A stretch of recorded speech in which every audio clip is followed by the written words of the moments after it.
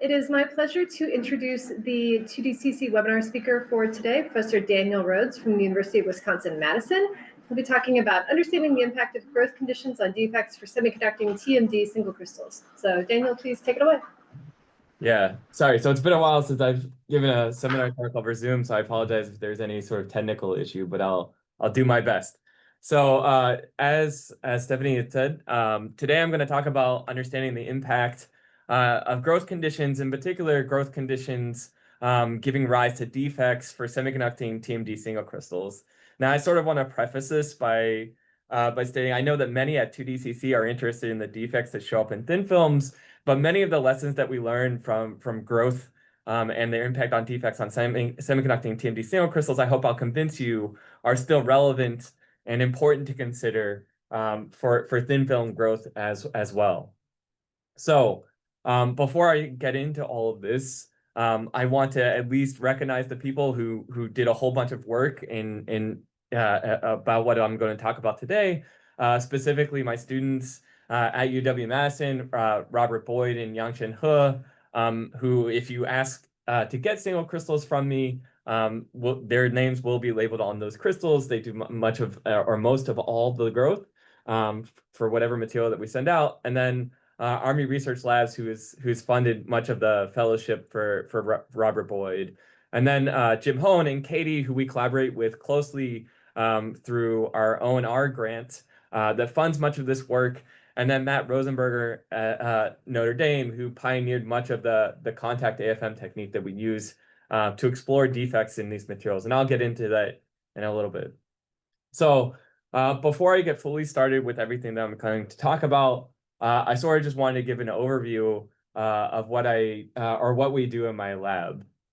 So in my lab, we like to sort of combine three things together. Of course, obviously, I'm talking about synthesis today. So one of the things that we do is single crystal synthesis. We don't do any thin film synthesis. All the materials that we work with in the two-dimensional limit are exfoliated from the single crystals that we produce in-house. And we do this through a variety of common inorganic solid-state chemistry methods, whether it be chemical vapor transport, flux growths, or Bridgman growths, etc. Okay, and then we like to take these things and fabricate them. Usually we're working with very air-sensitive materials. My group focuses more on the novel materials side when it comes to two-dimensional heterostructures instead of the common semiconducting TVDs, despite the fact that I'll be talking about most of that today. We make 2D heterostructures out of these specifically for things like superconductivity or topology. And then we like to characterize the actual structural defects and electronic properties, and then measure how these electronic or structural defects and point defects affect the electronic properties via cryogenic magnetotransport measurements.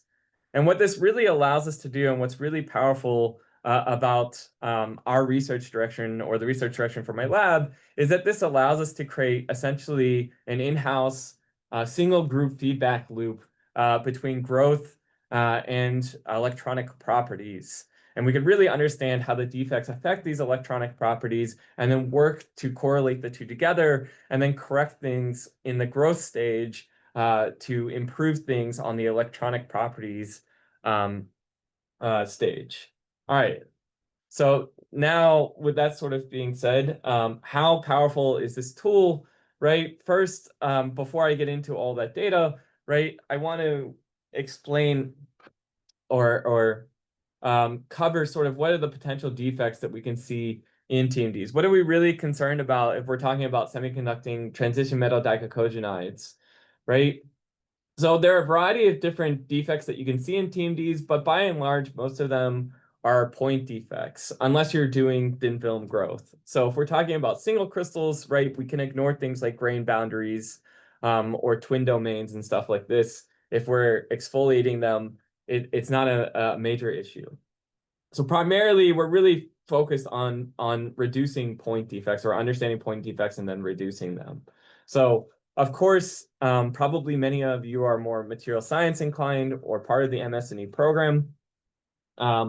Then you know, right, the point defects come in two major ones, or well, three major ones, which is vacancies, i.e. a missing atom that's inside the crystal structure, or anti-sites where one particular element that's part of the initial or the intrinsic stoichiometry replaces the other element. So for example, in TMDs, you can think of molybdenum replacing sulfur in the lattice, or sulfur replacing molybdenum in the molybdenum site.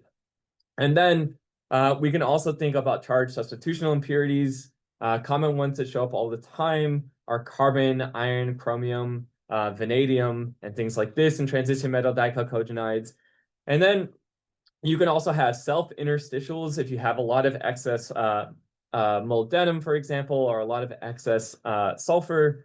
They can create self-interstitials. Or you can have add atoms, which are very, very common. But when you're actually making two-dimensional heterostructures, add atoms are really actually not that important to consider. Most of them are pushed out at the interface. And then one of the other major ones that we can think about are isovalent substitutional impurities. For example, if you're making MOS2 or you're making WS2, you may be concerned about MO on the W sites or tungsten on the molybdenum sites. Or even if you're doing tantalum or niobium, right, selenides, you may worry about tantalum versus niobium substitution. But one of the other major ones that we can consider is the chalcogen ones, which also have oxygen isovalent substitutional impurities as a major potential point defect. Okay, so if we take all these together, what is the main point defect that we can consider being the highest concentration first? If we just look at theoretical calculations, even dating back to 2016, if we look at something like molybdenum disulfide, if we look at the formation energies for these point defects, what we'll see, right, is that sulfur vacancies are the lowest formation energy, comparable to the sulfur add atoms. But like I said before, the sulfur add atoms are really not problematic. They diffuse away really fast and ultimately get pushed out during stacking processes. So here we're seeing sulfur vacancies as a major issue. You can see some anti-sites with molybdenum, but it's way higher in formation energy. For tungsten diselenide, we see the same issue. The selenium vacancy is the lowest formation energy, coming in around 2.1 to 2.2 EV. And that really doesn't matter, right, which transition metal dichalcogenide you choose. Whether you choose something that's entirely a different structure from the semiconducting TMDs, say, for example, palladium selenide, which is a semi-metal and takes up an orthorhombic crystal structure, you'll still see that selenium vacancies will be the lowest formation energy under reasonable growth conditions. And you can even change to another semiconducting material with a different crystal structure, like rhenium disulfide, and you'll see again the same thing. Sulfur vacancy has the lowest formation energy, and it doesn't matter whether or not you switch between molybdenum and tungsten or sulfur to selenium. The chalcogen vacancy is always the lowest one in formation energy. And this more or less agrees with what people initially saw when they looked at point defects in transition metal dichalcogenides. So for example, if you look at naturally mined MOS2 and you scan this using scanning tunneling microscopy, and you look at the topography, you'll see a whole bunch of dark spots in the topography. And each of these dark spots represents a sulfur vacancy in the case of this molybdenum disulfide. Now, there are quite a few of these dark spots within here, I think about 15 by 15 nanometer scan, and that totals about a defect density of 1 times 10 to the 13th per centimeter squared, or roughly 1% of all lattice sites have missing sulfur. And it doesn't matter whether or not you go from naturally mined MOS2 or you synthetically produce your MOS2, you'll still get roughly the same defect densities, though you may change defect type based on the growth conditions. For example, in this case, by jumping from regular mechanical exfoliation from naturally mined MOS2 to doing physical vapor deposition methods, they see an increase or a dominant defect type of molybdenum substitution on the sulfur site. So you can change the defect type, but by and large, you're stuck with large numbers of defect densities on the order of 1%. Excuse me. So, and does this really change at all with respect to the growth method that you use? So to sort of give you an idea of this, I did a literature search over all the publications published up to date, all the way from 2008 up to the present.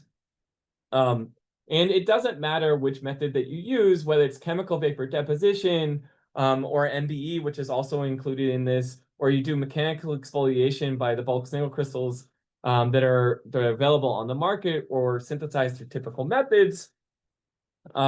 You'll always be stuck at defect densities that are in the high 10 to the 11th percent meter squared, all the way up to 10 to the 14th percent meter squared, depending on the growth conditions that you impart on the synthesis. And this is similar across all the semiconducting TMDs, from MOS2 to MOSE2 to the tungsten compounds as well. Sorry, excuse me. Okay, so we see sort of this issue where we're stuck at around 10 to the 12th percent meter squared, and that's seems to be a huge barrier that some other method needs to be developed in order to cross this barrier and get the defect density lower. Okay, so what I hope to show you today is how we get across that barrier and what are the opportunities to lower the defect densities more. And for much of what I'll show you today, the best method that we use for characterization is known as conductive AFM. And so the way that conductive AFM works is essentially you can exfoliate a TMD on a single crystalline domain of gold, and then you can just take an AFM tip and measure the current through this tip and raster it across the TMD sitting on the gold, and the current will change locally with respect to a defect in the TMD layer. Okay, and this conductive AFM technique can actually be done in air under ambient conditions, provided you have a good enough AFM to do this with. And these results, as Matt Rosenberger at Notre Dame has shown, are comparable to scanning tunneling microscopy techniques under ultra-high vacuum. So what this allows our group to do is basically grow something with whatever growth conditions that we impart on the material, and then take it from the growth ampule after it's being finished being processed, and immediately within the same day get a defect count. And we can do this for 3 to 5 different growth batches in a single day. So this allows us a really high throughput technique to understand how these growth conditions are changing our material. Okay, so what kind of defects matter in our transition metal dichalcogenides? Among the point defects, the most critical defect is charge substitutional impurities. So this calculation by Devdeep Jena way back in 2014 shows how critical these charge impurities can be. So for example, I told you that MOS2, right, has a charge or a defect density of around 1 times 10 to the 13th. And what we can see from this figure here on the left is that even at those kind of impurity concentrations, this can limit the electronic carrier mobility, right, even at room temperature. So these are a problem even if you're thinking about making room temperature electronic devices out of these semiconducting TMDs. You have to handle this issue. Okay, and then if you're interested in fundamental physics, if you take this same sort of charge defect density and you look at something like monolayer tungsten diselenide, and you try to explore things like quantum Hall physics, what you'll see is with this kind of defect concentration, you can't get well quantized quantum Hall plateaus. You can't get any kind of fractional states that you would see in something like graphene, right? So if we now take this really, really high defect density material and we compare it to the best we can do, right? What is a sort of goal that we can shoot for in 2D materials? We can look at graphene and hexagonal boron nitride as a sort of baseline for what we might want to achieve in these transition metal dichalcogenides. So if we look at graphene, the most common defect type for graphene are Stonewall's defects. And the stone walls defects have really, really large formation energies. They're on the order of anywhere from high 4 EV to 5.6 EV. They're 2 or 3 times larger in the formation energy than defects, and we know that defects scale exponentially, so we'll have exponentially or e to the fourth less defects in graphene than what we would expect from vacancies in TMDs. Hexagonal boron nitride is actually much the same, right? Though you can have some nitrogen interstitials that have a much lower formation energy, but these interstitials are actually not realistic under the growth conditions for hexagonal boron nitride single crystals. So still, even in hexagonal boron nitride, you have quite a bit larger formation energy as compared to transition metal dichalcogenides. And if we look at what that gives us for graphene, in graphene single crystals, right, you can see if you look at these point defect densities, either through STM or through conductive AFM, what you'll see is you get point defect densities on the order of 6.6 times 10 to the 8th per centimeter squared, right?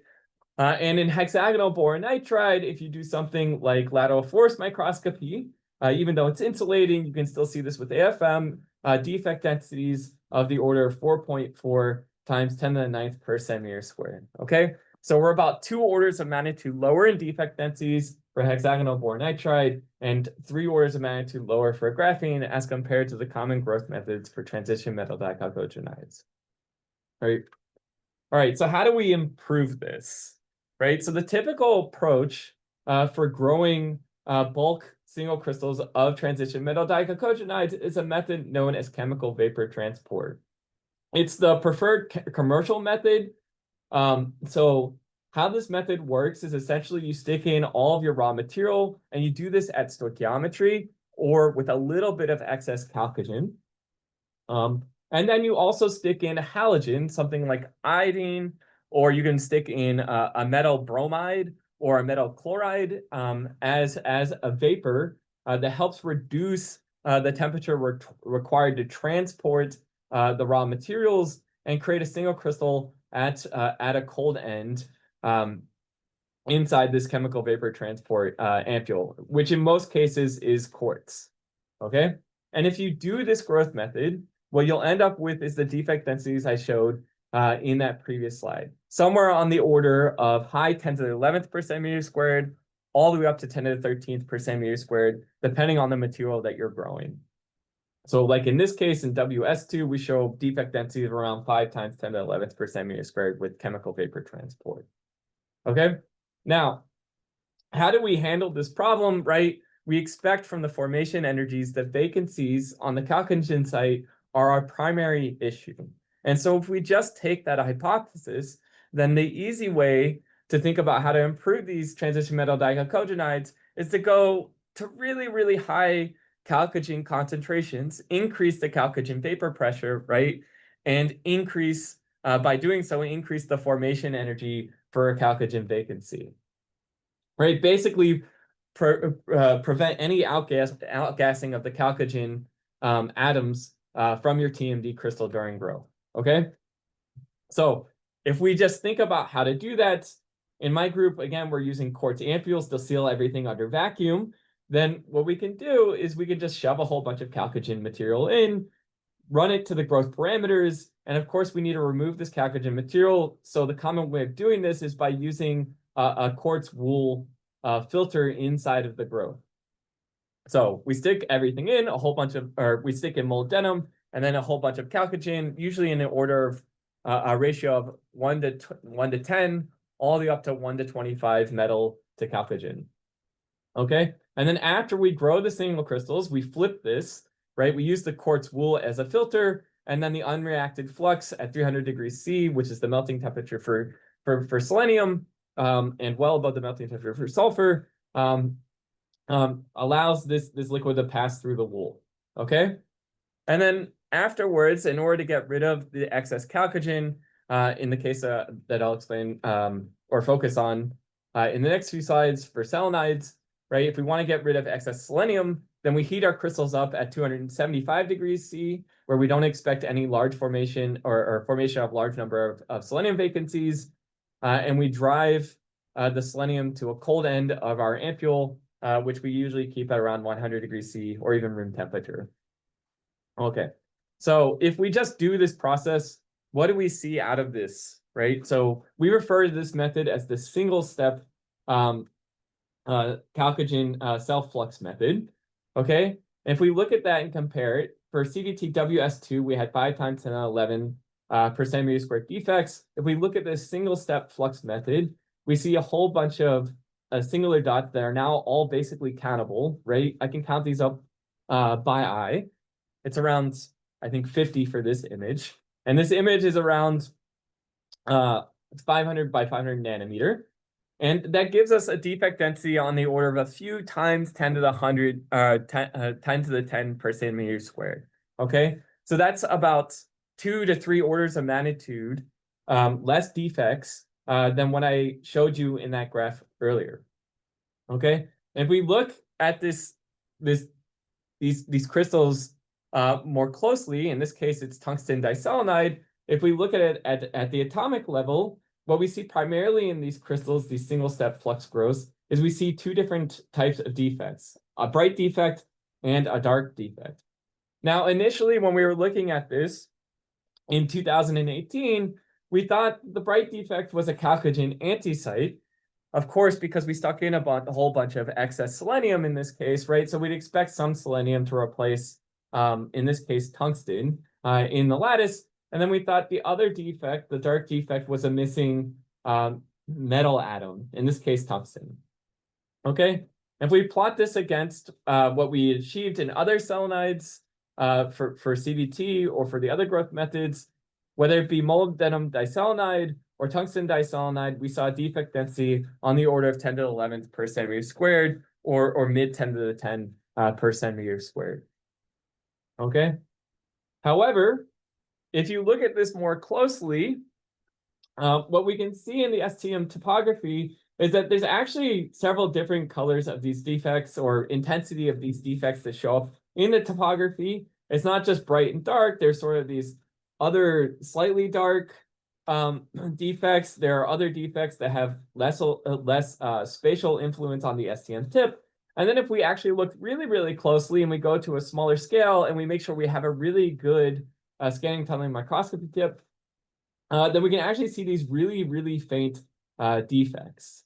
Okay, but if we look at something like transmission electron microscopy of monolayer tungsten diselenide, and we look across a 50 by 50 nanometer image, what we see is that only one defect shows up in the TEM. Okay, and at the time we really thought that we just had this metal vacancy point defects and these chalcogen antisites, but clearly the STM was showing us something different. Okay, so if we look at these small defects, for example, and we actually include these in these counts, right? Before I showed you these larger defects, and that was all we saw at the time. If we include this more careful analysis, what we actually get for these single step self-flux synthesis method is we get these these very small defects, very faint defects on the order of 5 times 10 to the 12th per centimeter squared. In some cases, we can actually see them reach 1 times 10 to the 13th per centimeter squared, along with these separate, more spatially large defects in STM on the order of 5 times 10 to the 10th that I showed you earlier. Not only that, if we look at different crystals from different batches, there's a lot of large variability, particularly in MOSE2. We can see a lot of different large defects actually show up. You can see this little hillock structure show up on the large scale images. You see a brighter, more point-like defects show up. You also see these dark defects that show up with these hillock structures as well on the edge, or even a dark with a bright rim around it, right? So there's a lot of other different types of defects that are showing up that have to be more than just this metal vacancy and this chalcogen antisite. And so then we were trying to think, okay, what is giving us this variability, and why do we have multiple defects that we didn't expect to have originally from our intuition about the growth and the idea that theory gives us on the formation energies? So then as a growth person, right, as any growth person thinks, right, when they're working in the lab, right, we have sort of three main parameters that we can choose to change: temperature, time, and composition. But as any grower knows, just these three parameters does not mean it's very easy to scan across these three parameters. Each one is a separate sample that in our case takes, at least 3 weeks to grow, right? So this takes a lot of personal time in terms of experiment to actually achieve and raster across all these different parameters that we can change with the growth, right? And we did a whole bunch of experiments trying to change temperature and time, but by and large, that didn't really actually change much about the crystal. The only significant change that we saw using this growth approach was a change to the overall crystal size, no change to the defect density. So then we thought, all right, now we need to actually focus on composition. Okay, so if we look at that, the main composition that we can choose to change with this single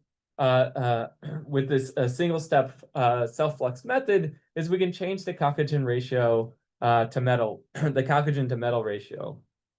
Okay, so for example, if we do 1 tungsten to 10 selenium, what we can see in this method is we get a defect density of these large-scale defects of 3 times 10 to the 12th per centimeter squared. If we increase the chalcogen slightly, 9 times 10 to the 11 per centimeter squared. And if we go to really, really high chalcogen ratios, we get 3 times 10 to the 11th per centimeter squared. And if we go to 1 to 100, we'll achieve the values that I showed you earlier, about 5 times 10 to the 10th per centimeter squared. But still, even if we go to these really, really high ratios, if we again look at this image, right, we still get a large defect density of 5 times 10 to the 12th per centimeter squared of these isovalent defects. Okay, now clearly there's a large change in these larger scale defects that we're showing in the 1 to 10 to 1 to 25, right? And we thought maybe because they're changing with the increase of the chalcogen ratio, it could be that the chalcogen flux is essentially diluting metal impurities from the metal powder. And so in order to verify or try to understand if that was occurring, we looked at the X-ray fluorescence of our tungsten diselenite powder that was left over from the growth. And from this X-ray fluorescence, we see a large argon peak and a large calcium peak. This is actually pretty common with X-ray fluorescent measurements because calcium and argon are basically everywhere. But the main thing that we see that's relevant is chromium and iron. And we thought, okay, that really makes sense to some degree, because those are the largest sort of ppms that are quoted by Fisher Scientific, who we bought our powder from. But if you look back at those concentrations, they're really only ppm level. And if you do a back of the envelope calculation of what you should expect in your material, even without dilution, you would expect to get impurity concentrations on the order of 1 times 10 to the 10th per centimeter squared. So it does not quite match up between what the ppms are actually in the powder versus what you're in the initial starting powders versus what you're getting in your material. So we thought, actually, as part of these parameter space, right, there's actually another thing to consider that's part of the stoichiometry. Okay, and we can take this sort of lesson from when people were growing silicon, or when they were figuring out how to grow single crystal silicon to really, really high quality in the semiconducting industry. And one of the things that they always had to consider was the crucible. The crucible was actually part of the stoichiometry. It's a large part of what gives oxygen impurities into single crystals of silicon grown by the Dichalcogenides method. All right, so what we can consider actually is that this quartz wool could actually be part of the stoichiometry. We initially didn't expect it to be a problem because we're also growing these things in quartz ampule, right? So in order to test this hypothesis, we can remove the quartz wool and just grow this material without any quartz wool at its growth temperatures. And then after we grow the material, in order to filter this material out, we can take all this crystal out in the selenium pool, and we can reseal it again in a new quartz ampule at lower temperatures, where we know that any potential impurities on the quartz wool or on the quartz ampule itself won't react with the TMD single crystal. And then we can just proceed to do our usual filter method with the quartz wool. and then our typical excess selenium removal step. We call this step a two-step flux method. And if we look now at the defects using STM topography for these images, what we can see is that all those large-scale defects actually go away. Okay. Now, actually, those small-scale defects are actually still present here, though they're a little bit hard to see, and they're very, very sensitive to the voltage, right? But all these large defects that had a really, really strong interaction with the STM tip are essentially gone. Okay, and you can see this really clearly in the 500 by 500 nanometer images, where these large defects here are now on the order of, you know, just 10 to 12 defects per 500 by 500 nanometer squared. Okay, so we can actually reduce our defect densities down to high 10 to the 9th per centimeter squared, which is actually what we expect from the initial charge impurity concentrations of this material. Okay, so removing the quartz wool ended up actually being the major issue for these large defects that we see in our semiconducting TMDs. But like I said, if we zoom in on this material, if we look at one of these really clean areas where we don't see any large defects, we still see small defects, or these what we think are isovalent defects in our material. And these small defect concentrations, even though we remove this quartz wool, are still on the same concentration level that we saw with our single-step flux method, on the order of 10 to the 11th per centimeter squared to multiple times 10 to the 12th per centimeter squared. And we can slightly decrease these isovalent concentrations by using incredibly high flux ratios of 1 to 100 metal to chalcogen. But even in doing that, we still only reduce them to about 4 times 10 to the 11th per centimeter squared. So they're very, very persistent in the material.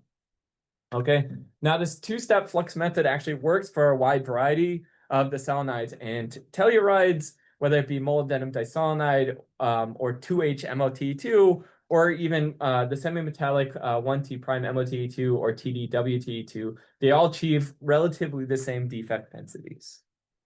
Okay, so what are the sort of leftover impurities that are in our material? So if we do ion-coupled plasma mass spectroscopy, what we can see is and we combine this with gas metrology methods for looking at oxygen or carbon impurities. What we can see is that we get oxygen impurities on the order of 9.8 or on the order of 8,396 parts per million in our tungsten powder, and 47 ppm for a selenium shot for the oxygen concentration. For the carbon concentration, we get about 859 ppm. But again, for iron and all the other transition metals, they're around the values that are actually quoted by Fisher Scientific. So rest assured, when you're getting material from Fisher Scientific, they are actually not lying to you about the basis purity level that they quote on their purchasing page for that particular material. Now, if we compare that to the actual powder, and we look at what's in our tungsten diselenide, what we can see is that this actually agrees pretty well. We have high oxygen concentrations in our powder, and that's true of both single-step growth and two-step growth. One of the major differences between the single-step growth and the two-step growth is actually the silicon concentration. So somehow, what we expected was actually that silicon was getting into our material. All the other impurities are around the same level, except this molybdenum impurity, which could have just been a fluke. Okay. So if we compare again to what's been achieved in the past with our two-step flux method, we can decrease these overall defect densities even from our single-step method, getting isovalent concentrations to low 10 to the 11th per centimeter squared for the very highest ratios, and charged, or what we call these large-scale defects, we call them we think they're charged defects, and we can get them all the way down to just 1 times 10 to the 10 per centimeter squared, even a few 10 to the 9th per centimeter squared in the very, very best crystals. Okay, so what are these isovalent defects? Like I said, it's probable that they're oxygen impurities, and in fact, work by Weber-Bargioni actually provides evidence on this. So they basically used a functionalized carbon monoxide functionalized tip and then compared between STM and AFM measurements and show that actually this oxygen impurity on the chalcogen site matches really, really well with what they see with this carbon monoxide DI/DD maps. Okay, so like I said, this works for a wide variety of selenides and tellurides, but of course, adding excess chalcogen comes with some problems, right? One of the major problems is that if you're working with chalcogenides and you're trying to stick in a whole bunch of excess chalcogen, then you have to think about vapor pressure, right? And if we want to expand this to some of the most semiconducting relevant or industry relevant materials, then we want to actually try to look at sulfides, molybdenum disulfide in particular, but even tungsten disulfide has really, really high hole carrier mobilities. Okay, but the problem is if you expand this method and you try to make sulfides by these chalcogen flux methods, what you'll end up finding is that in the lab you create a bomb. So I highly recommend against doing that. In fact, actually with selenium, you can do the same thing if you're not careful about the quartz ampule thickness that you're using in its comparison to the inner diameter. So in order to try and expand and improve the defect concentrations in sulfides, we really have to select a new kind of method. Okay, so how can we do this? How can we remove this vapor pressure issue, but also prevent sulfur vacancies from occurring? So the solution potential solution comes in the form of using other fluxes to facilitate the single crystal growth. So as one potential method, Kava's group back in 2019 had suggested using sodium chloride, cesium chloride eutectic mixes. And they had shown when they made single crystals of MOS2 and they looked at the PL spectrum of the monolayer MOS2, they had stated at least that the PL intensity of the neutral exciton was much, much higher than those of MOS2 provided by a 2D semiconductor and by HQ graphene. Now, 2D semiconductor and HQ graphene offer two different kinds of MOS2, one made by CVT and another made by, not sure why it skipped, another made by naturally mined MOS2. Okay, but the problem with PL is that PL is actually very subjective unless you have good calibration and do a thorough measurement of the quantum yield. It's not really a reliable method for apples to apples comparison on defect densities. It's really, really sensitive to things like nanobubbles, right, which can increase the intensity and reduce the intensity of the PL depending on where you're scanning and proximity to those nanobubbles. And if you look at the stack they made in this paper, there are a lot. So again, PL could be very hand wavy, but it was sort of promising. So we looked back, in my group, we looked back at this method and we decided to actually do some due diligence, see if there was actually any merit to this eutectic salt flux mixture for synthesizing really low defect density sulfides. So again, the way that this works is essentially shove in a whole bunch of cesium chloride and sodium chloride on the order of like 8 to 10 grams, depending on the size of your ampule. You shove in the starting material, and then you apply temperature gradient just like chemical vapor transport. In fact, it's pretty similar to chemical vapor transport, except that the material transports inside of the flux. Okay? And then after you grow the crystal, you remove all the salt with water, usually nanopure water, or whatever your best DI source is. And then in our case, we actually like to take the salt flux material and then reseal it in quartz and anneal it in excess sulfur at temperatures where the vapor pressure can be maintained by the quartz ampule without exploding. And then we do the same method that we did before, reseal it in quartz, use a filter to remove the excess chalcogen. In this case, we've now actually switched from quartz wool to using alumina frit supplied by LSP Ceramics. And then we extract the material much like I showed in earlier slides.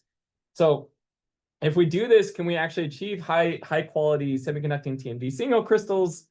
The first thing that we can compare to is the selenides, because we've grown many of these by the two-step flux method. They're a good way of calibrating our method and seeing whether or not the self-flux method is reasonable.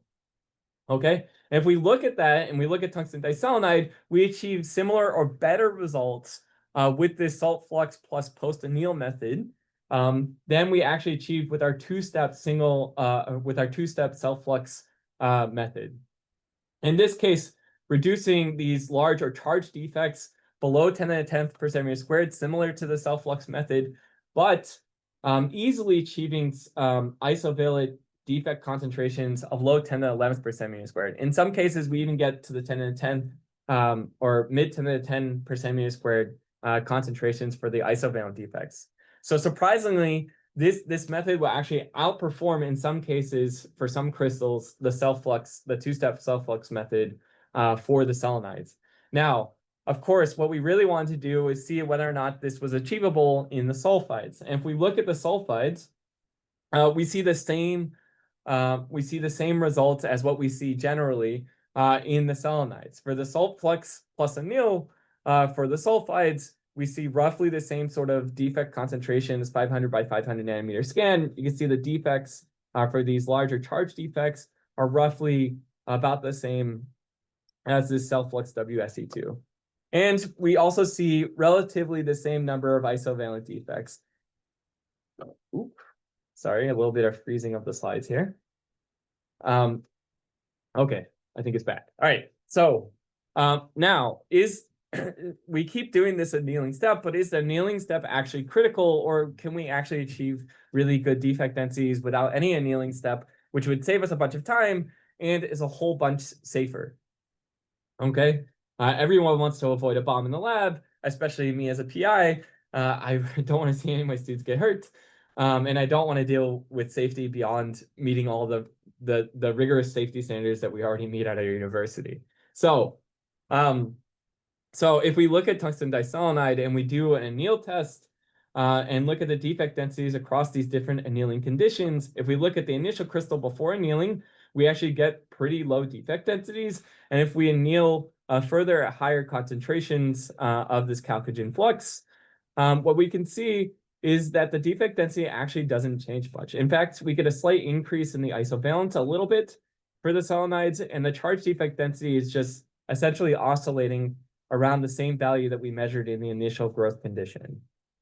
Okay, so somehow actually the annealing step does not matter at all in the salt flux. It's somehow preventing these chalcogen vacancies from forming in the first place. Okay, again, we can look across batches. So this is all represented in the same batch. If we look at a second batch, we see sort of conflicting information, right? We start out at a slightly higher defect density for our charge defects, and then when we anneal, this defect density goes down, and then at very, very high temperatures, the defect density increases, which suggests that we may be pulling additional defects from our quartz ampule. And the isovalent defects actually decrease as we increase the chalcogen flux, which was similar to our two-step chalcogen flux method.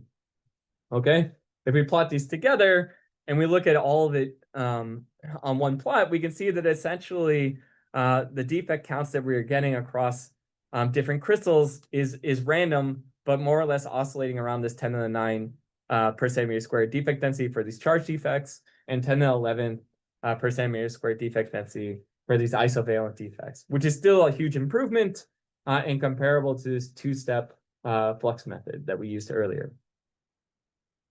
Okay, so what about in the sulfides? It's the same deal. Essentially, it's just random. We don't even really actually need to use this annealing step to achieve the same results in the sulfides. Though, again, in some batches, we do see that an initial annealing step does reduce the charge defect densities, and then they start to increase at higher temperatures. So, again, comparing across, even with different ratios of the annealing, right, you get some improvement with the isovalence, which was akin to the two-step flux method, but the charge defects are just oscillating around the initial value that you start with your crystal from the initial salt flux growth. Okay, so obviously there's a lot of randomness in this. In each of these points, they represent a different crystal and potentially even a different batch of crystal. Okay, so there's a lot of uncertainty about whether small things are changing in the batches. So in order to try and handle this issue, we did two different approaches. One was scan a crystal, right, with our conductive AFM, get the defect counts, and then literally cut this crystal in pieces and then re-anneal the crystal, and then look at the defect density again. The other one, which is actually break the crystal in many parts, anneal each of these parts separately from the same crystal, and then do the defect count. We did both of these approaches because we were afraid a little bit that the defect density was changing as a function of depth into the crystal, right? So we wanted to check both of them. And if we look at the first one, the defect density does not change at all between pre-anneal and post-anneal steps, okay? And if we look at the other one, it's much the same. The charge defect density does not change, and the defect density for the isovalence slightly decreases with increasing chalcogen concentration. So that all sort of agrees with the two-step flux growth. So increasing the chalcogen ratio and doing a post-anneal might decrease the isovalence slightly, but the charge defects are really going to be decided by the initial growth. Okay.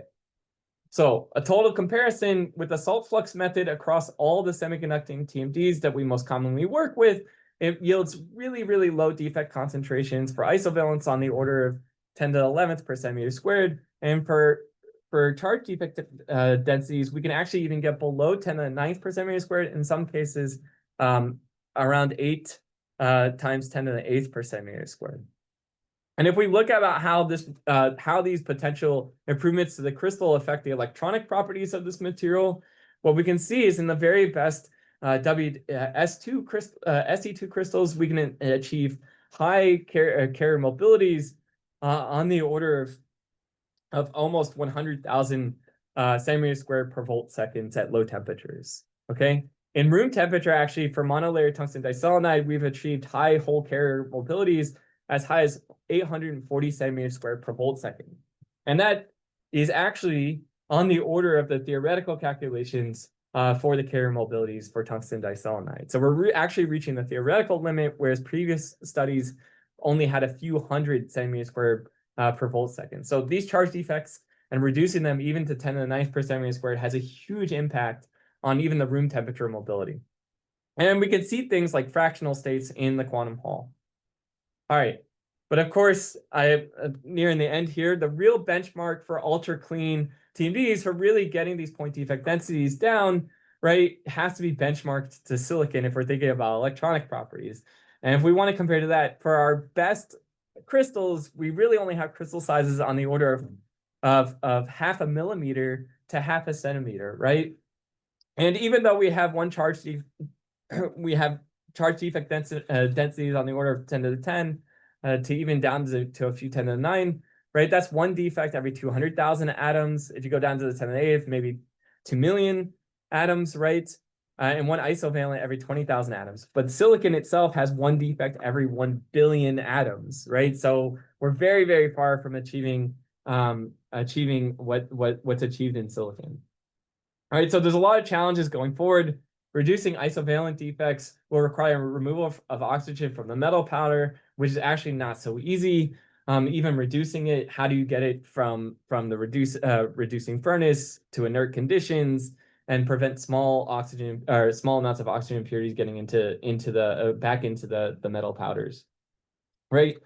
The identity of the remaining charged impurity species is actually completely still unknown. There was some suggestion that it's carbon, but I think that's actually probably wrong. But we still don't completely understand. We're right now actually working on this problem, doing a whole bunch of ion-coupled plasma mass spectroscopy measurements to try and figure this out between starting material and final material. And then general approach, how do we purify the starting metal? Even we get down very low in the isovalence, removing the charged impurity, even if we understand what it is, might actually require things like careful gettering during the growth conditions, or even zone refining your metals, which is very, very cumbersome and not so easy to do. All right. And then most importantly for the community, I show up a whole bunch of defect densities across the spectrum here for these TMDs, but most of these are not well standardized methods for characterizing the point defects. For instance, TM has a lot of issues where extra chalcogen vacancies are created, and in most times it's not easy to show isovalent defects on the transition metal site, right? So a lot of those defect densities are actually missed or misrepresented. In some cases, they're really low when they're actually quite high. If you look at it with CFM, for example, and in all papers, I believe people should really state their crystal / flake source, no matter what they're doing, whether they're measuring electron properties at low temperature for quantum quantum physical properties, right, or whether they're measuring room temperature carrier mobilities or current densities or anything. They should really quote where the crystal came from and how it was grown. All right. So there are some future opportunities for improving these materials through novel growth methods, like a low temperature self-flux method to try to prevent whatever is coming off these ampules, and maybe change some of the material that gets transported into the final growth. And then, like I said, fighting impurities with getter elements might be possible, for example, including some cesium, or something that makes a very, very strong oxide in the material, like silicon oxide or something like this, might be a way of getting out the oxygen, but getting out metal impurities might be more difficult. And there are many salts to try. We only tried cesium chloride and sodium chloride, but there's aluminum chloride and cesium chloride. There are bromides and iodides, salts that we can look across that could be better at removing impurities from this. Okay, and otherwise I'll thank all my funding support and take any questions that you might have.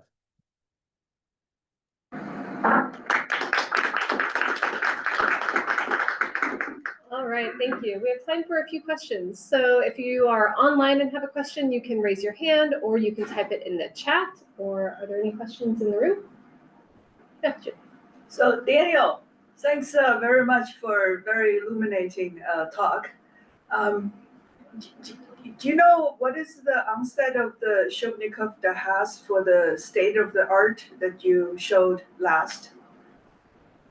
Oh, for the tungsten selenide. Yeah. That's a really good question. I would actually have to ask the lead author of that paper, which was Jordan Pack at Columbia University. I don't recall offhand, but I also believe that the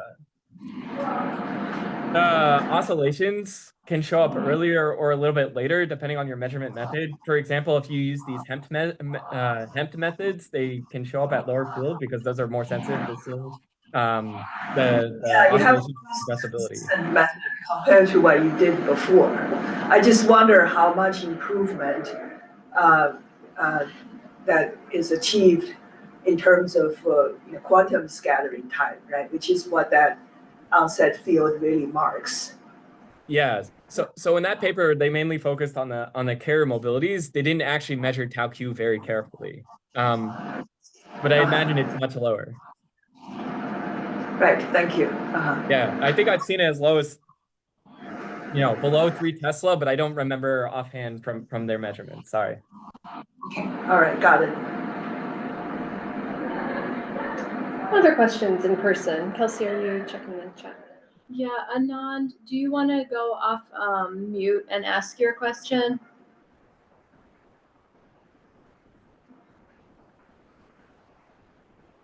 If it's in the chat, maybe you can just read it, Kelsey.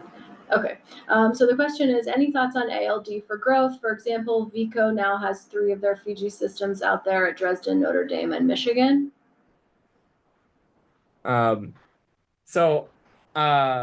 I'm not actually sure where the state-of-the-art ALD methods are for growing TMDs. Last I remember, there's still a lot of really small domains, right, and relatively polycrystalline. But what I can comment is that even with methods like ALD, right, given the precursors that you have, it's really difficult to apply excess chalcogens with any precursor with a thin film growth method in order to reduce a lot of these defects. It's very, very, very difficult. And so I would imagine that the point defect densities in those materials will still be very, very high.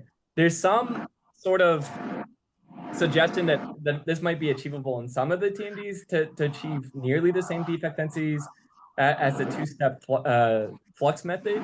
For example, recently, within the last month, Andy Mannix's group at Stanford put a paper on arXiv. I don't remember if it's published yet, but it's on arXiv on monolayered tungsten diselenide grown by just regular CVD using the tungsten oxide precursor and just a selenium boat. And by carefully making sure that their whole chamber was clean, they achieved similar defect densities to the, at least in terms of charge defects, to the two-step flux method. Their isovalent defects were still really, really high though, because you're using an oxygen precursor and there's no way to get rid of those oxygen isovalents. Any other questions? Yeah, Jim.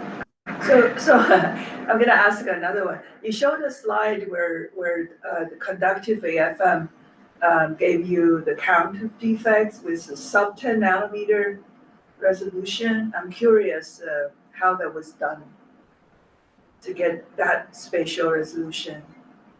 Yeah, this one. So this is Matt's image, but actually a lot of the images I showed later on, I just didn't state it, were also done by CIFM. And we achieved similar results. Actually, we've had some slightly better images than even what's now shown in this paper.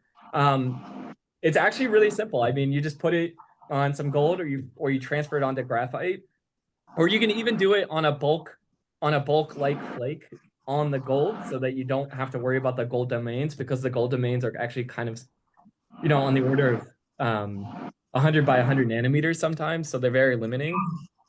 But as long as you have the right tip conditions, it, like in a cipher AFM at least, it achieves it pretty readily.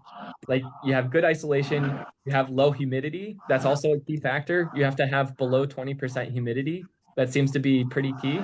And then you'll just get it. So in Wisconsin in the winter, it's great. You don't need an ultra sharp tip or something? So in this case, we're actually using these all-in-one diamond tips from Nano and More. We like to use those, but we've done it with other tips.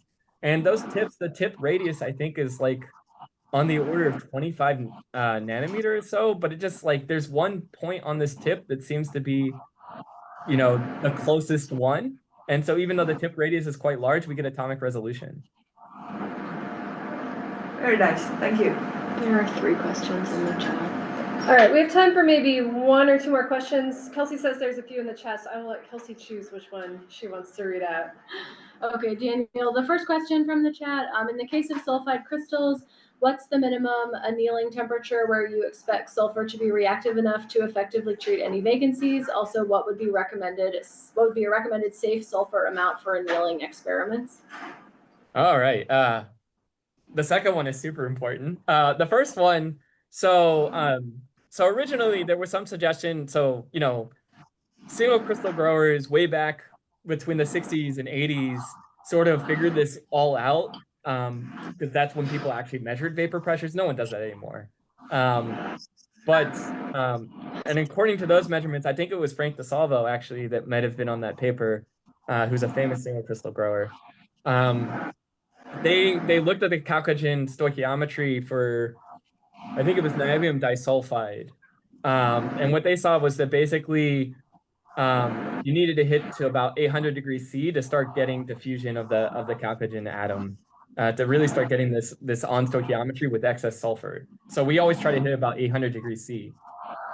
But if you're doing so, the excess amount of chalcogen, so to answer your second question, the excess amount of chalcogen that you can use depends both on the chalcogen that you're choosing, if you're talking about sulfur in this case, and it also chooses, it also depends, on the inner to outer diameter ratio of your quartz, right?